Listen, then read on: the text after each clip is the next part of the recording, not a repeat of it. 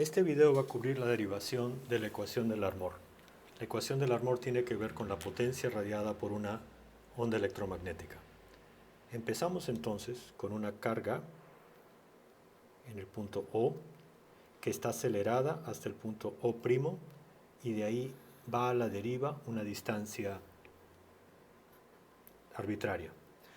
Entonces, como dijimos, este es nuestro punto O, este es nuestro punto O', y vamos a decir que acá un punto en tiempo t tenemos el punto O', donde dejamos de considerar la partícula que está a la deriva.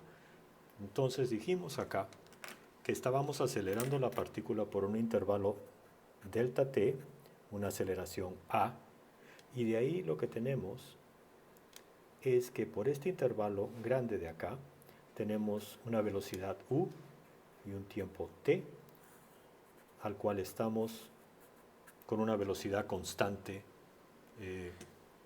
moviendo la partícula. Lo que dijimos entonces es un poco contradictorio, porque acá tenemos una velocidad constante, pero sabemos que aceleramos la partícula acá. Entonces lo que vamos a decir también es que el intervalo delta t es mucho menor al intervalo t. ¿Ok? Nuestra partícula empieza acá, es acelerada acá y va a la deriva hasta acá y continúa la deriva. Ahora vamos a considerar un campo eléctrico, porque es una partícula cargada, y vamos a definir un vector radial arbitrario, digámosle r. Entonces vamos a decir que el vector r viene en esta dirección. Obviamente es radial y emana de nuestro punto O. Va a ser un campo eléctrico, E. ¿Ok?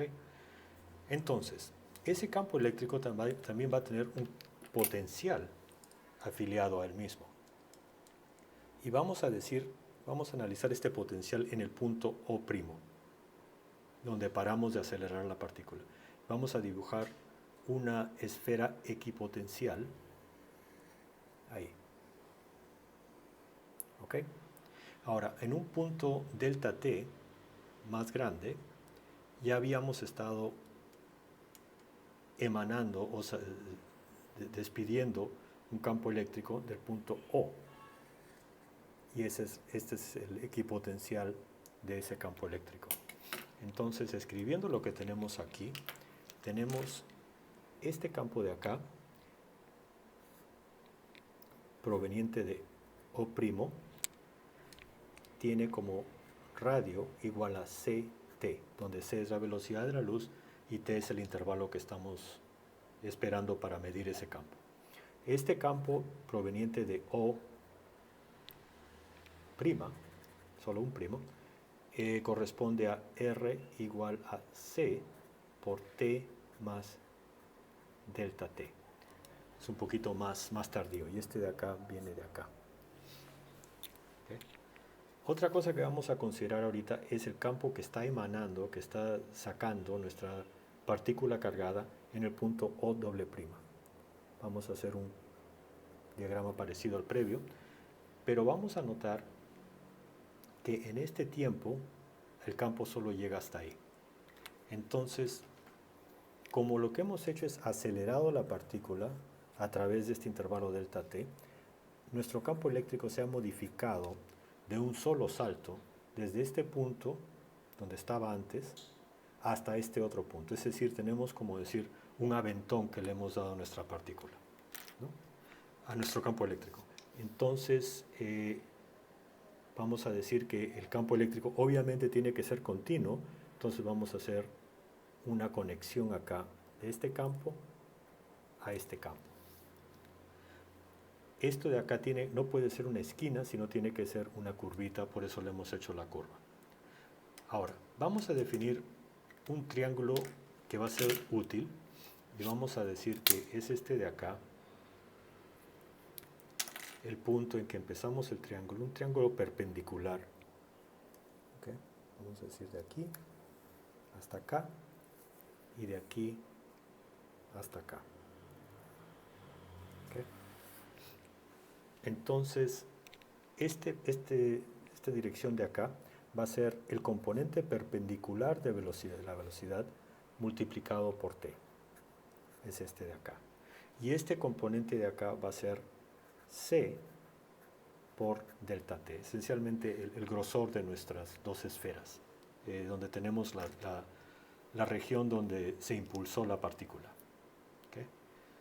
Bien, ahora el campo eléctrico, que dijimos que tenía que ser continuo, se va a comportar de una forma interesante en esta zona de interacción, en esta zona intermediaria, digamos, acá, esta zona de transición. Tan así que podemos dibujar el campo eléctrico aquí mismo y decir el campo eléctrico va a venir en esta dirección. Bueno, ya lo teníamos dibujado, pero lo vamos a recalcar ahí. ¿Por qué? Porque vamos a ver que tenemos un componente, vamos a descomponer este vector en un componente radial, que vamos a nombrarlo esencialmente paralelo al radio de R, a la dirección R. Entonces vamos a decir que es E paralelo. Y este otro componente es tangencial o es perpendicular a nuestro radio R. Vamos a decirle E perpendicular. ¿Okay? Notemos ahora que R es igual a CT, el cual es mucho, mucho mayor que UT. Es decir, no estamos hablando de velocidades relativísticas para estas aceleraciones ni velocidades constantes. Vamos a poner acá específicamente U es igual a por delta t, porque acá esencialmente llegamos a la velocidad U después de haber acelerado nuestra partícula una aceleración a por delta t. Similarmente, como este vector de A se puede descomponer en un perpendicular y un radial, un paralelo, podemos poner que U perpendicular es igual a perpendicular por delta t. Vamos ahora a analizar lo que es el campo perpendicular eléctrico a el campo paralelo eléctrico. Estos dos triángulos que tenemos acá, este y este grande, son similares. Entonces podemos esencialmente hacer una equivalencia acá y usar estas definiciones de nuestro triángulo grande. U perpendicular multiplicado por t dividido entre c multiplicado por delta t. Pero esencialmente lo que tenemos acá es la velocidad perpendicular que la definimos acá arriba. Podemos sustituir esto y decir A perpendicular por un intervalo delta t multiplicado por t dividido entre c multiplicado por delta t. Eso es equivalente a decir, después de que cancelamos los delta t's, en A perpendicular multiplicado por t dividido entre c. Entonces, E perpendicular sobre E paralelo es igual a perpendicular por, pero sabemos que t es igual a r sobre c. Entonces podemos hacer otra sustitución aquí. Y podemos hacer que r esté en el numerador y en el denominador c. ¿De dónde sacamos esto? T igual a R sobre C, es de acá arribita, R igual a CT. Entonces tenemos R sobre C multiplicado el C en el denominador por el otro C que ya estaba ahí, es C al cuadrado. O podemos implicar que E perpendicular es igual a perpendicular por R dividido entre C al cuadrado multiplicado por E paralelo. Entonces queremos averiguar cómo llegamos al E paralelo. Para eso lo que vamos a hacer, vamos a recurrir a la ley de Gauss. Si recordamos cómo trabajamos en electromagnética la ley de Gauss, vamos a decir que tenemos acá un vector, un eje, donde tenemos nuestra carga acelerada, A, y tenemos acá nuestro elemento radial, R, ¿no? Y lo que tenemos acá entonces es la oportunidad de analizar cómo se va a comportar esta interfase entre el campo que todavía no ha sido perturbado y el campo de transición. ¿Cómo vamos a hacerlo? Como lo hacíamos antes con la cajita de betún o la cajita de píldoras, como definitivamente como ustedes los hayan conocido. Y vamos a analizar ese intervalo. En el campo de acá afuera tenemos E, entonces vamos a poner el vector E. En el campo de transición tenemos el vector E paralelo. Y en el campo de transición también, que está en este lado de la línea, tenemos un E perpendicular acá y un E perpendicular acá.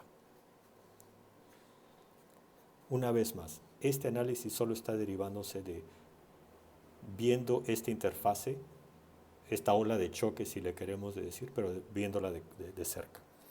¿Okay? Ahora podemos usar la ley de Gauss. La ley de Gauss nos dice que la divergencia del vector E es igual a la carga incluida en nuestro volumen, en nuestra cajita de píldoras o nuestra cajita de betún. Como esta es una onda que está viajando, eso es un cero. Otra forma de decirlo es que el E paralelo es igual a E paralelo en esta dirección, es decir, lo que entra en E paralelo sale en E paralelo, cosa que esto no es interesante, son ceros. Pero el otro es un poco interesante, tenemos perpendicular, digo, E paralelo es igual a negativo E. Ese es el resultado que estábamos buscando. Entonces, ahora lo que podemos poner, regresando a nuestra expresión previa por E perpendicular, es decir, E perpendicular es igual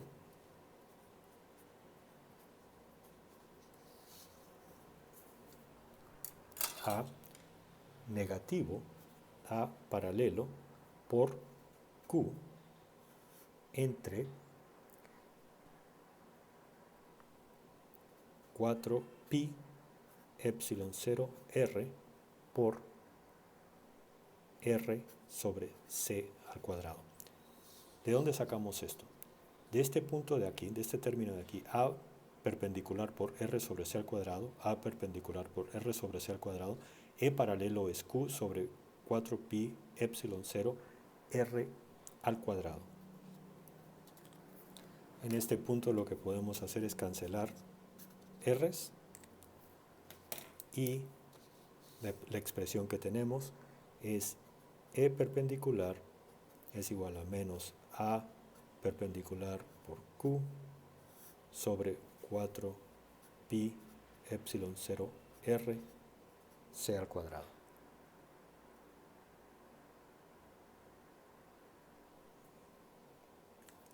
Este resultado lo resaltamos aquí.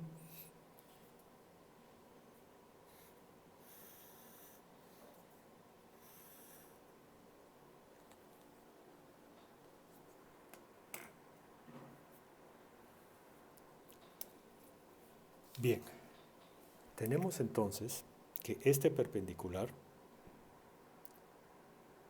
es esencialmente nuestro campo E,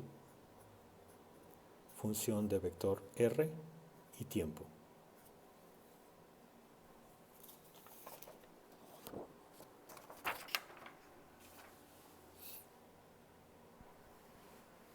¿Okay? Y ahora tenemos que B, vector, función de vector R y tiempo, es igual al vector E dividido entre C. En cuanto a magnitudes, no vamos a preocuparnos de la dirección actualmente. Si podemos tomar este término acá como menos A perpendicular Q sobre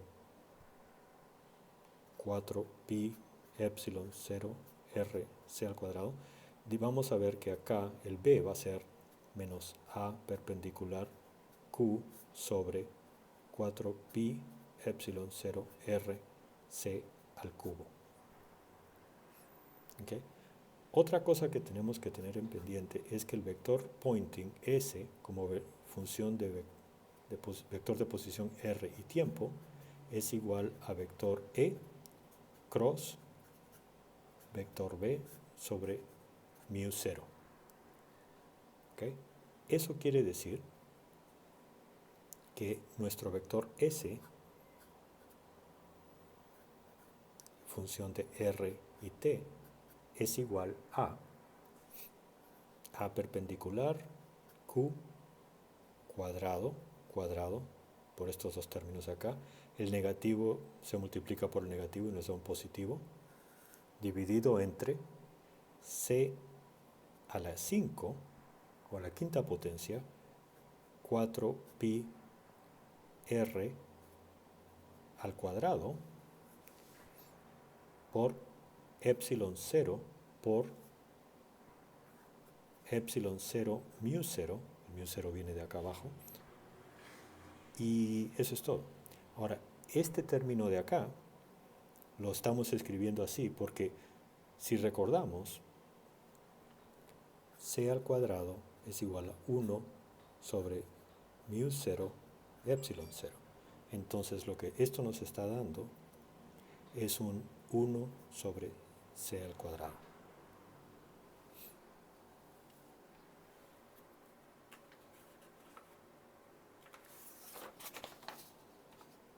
Ok, entonces,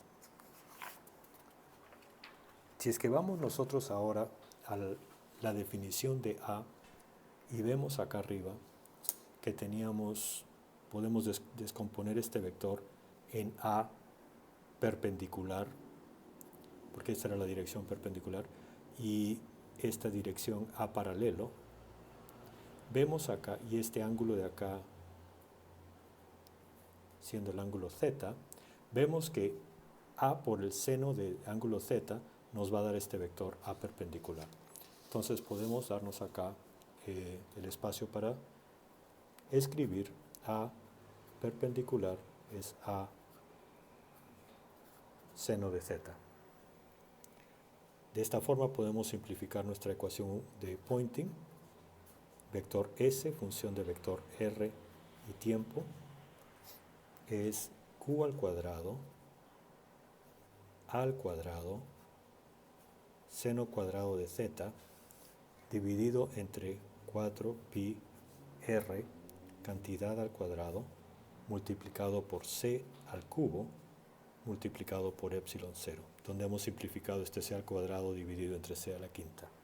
Este resultado es importante y vamos a ponerlo acá en un cuadrado rojo.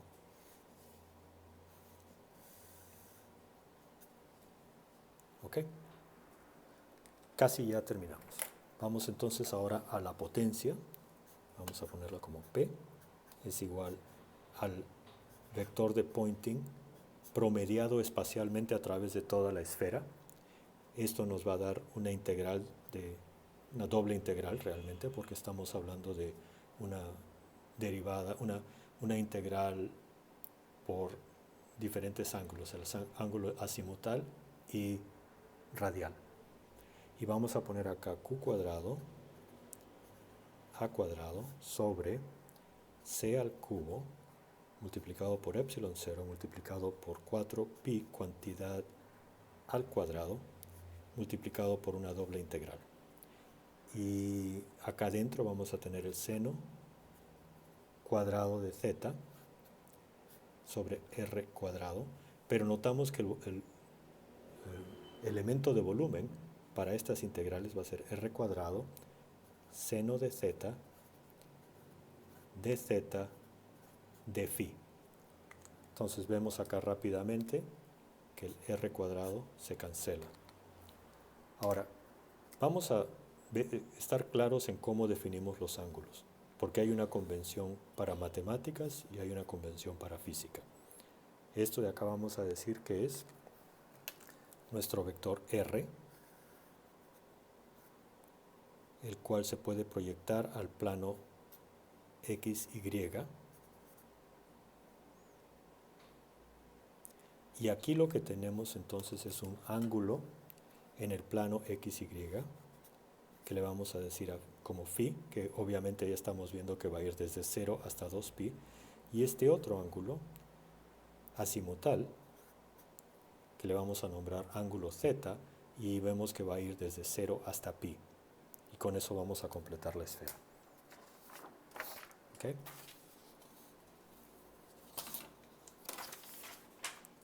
Bien. Ahora, lo que vamos a hacer entonces es continuar con esta integral. Dicho sea de paso, ahora ya podemos poner acá el intervalo va a ser de 0 a pi para z y 2pi, y de 0 a pi para z y 0 a 2pi para phi. La integral de 0 a 2pi para phi, como no tenemos dependencia en phi, va a ser phi evaluada entre 2pi y 0, cosa que el 0 no va a contribuir nada, pero el 2pi sí va a contribuir, un factor de 2pi. Entonces, esta integral de phi va a ser 2pi. Entonces, lo que vamos a hacer es poner acá potencia igual a q al cuadrado dividido entre c al cubo por epsilon 0 por 4pi multiplicado por 2pi, que viene de la integral de phi, multiplicado por 0 a pi, la integral de seno, y esta vez va a ser seno al cubo, de z. Entonces aquí lo que podemos ver es que podemos combinar estos dos términos para que nos dé la siguiente expresión.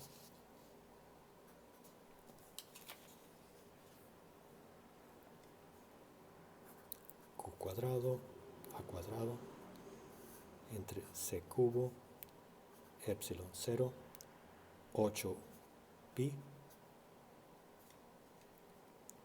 por esta integral seno al cubo de z. Ahora vamos a hacer esta integral rápidamente usando sustitución u. Vamos a dejar que u sea igual a coseno de z, y vamos a obviamente decir que du va a ser a menos seno de z. Entonces la integral de seno cubo de z va a ser igual a la integral 1 menos coseno cuadrado z multiplicado por du, ¿okay? Con un signo negativo enfrente.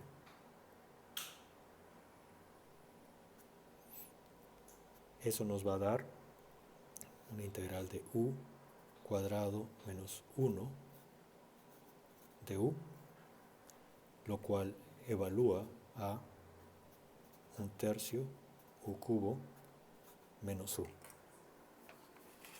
Es esencialmente una integración, y de aquí podemos retornar al espacio de cosenos y de senos, y esto nos va a hacer, esta integral va a ser igual a la integral de 1/3 coseno cubo de z menos coseno de z evaluado entre 0 y pi. ¿Okay? Eso rápidamente lo podemos evaluar y podemos llegar al siguiente punto, que es 1/3 coseno cubo de pi menos coseno de pi menos 1/3 coseno cubo de 0 menos coseno de 0. Este término de acá va a menos 1, este menos 1, este término va a 1, este término va a 1. Escribiendo nuestro resultado, tenemos que esto va a menos 1/3 más 1 menos 1/3 más 1. Eso nos da menos 2/3 más 2, lo cual es igual a 6/3 menos 2/3, lo cual es igual a 4/3. Este término, esta evaluación de acá es la que estábamos buscando. Entonces ahora podemos regresar a nuestra ecuación acá arriba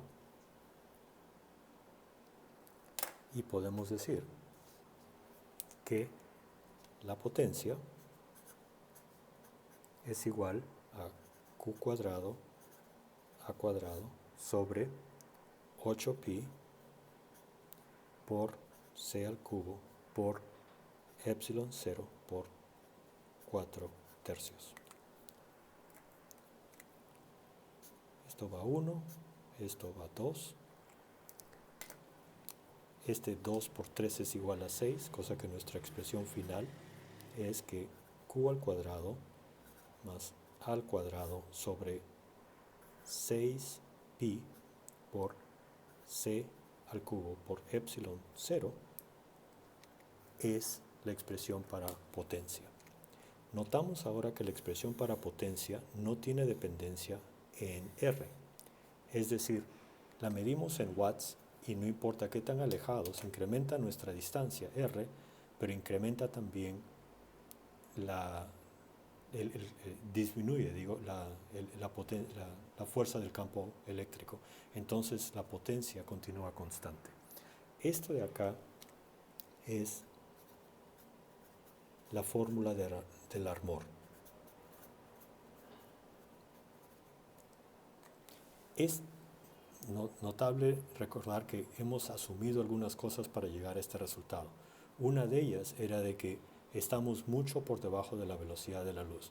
Es decir, estas oscilaciones que estamos viendo ahorita, estas radiaciones, no van a ser muy aptas para antenas, por decir. Pero el principio de la emisión de la onda electromagnética sí va a ser.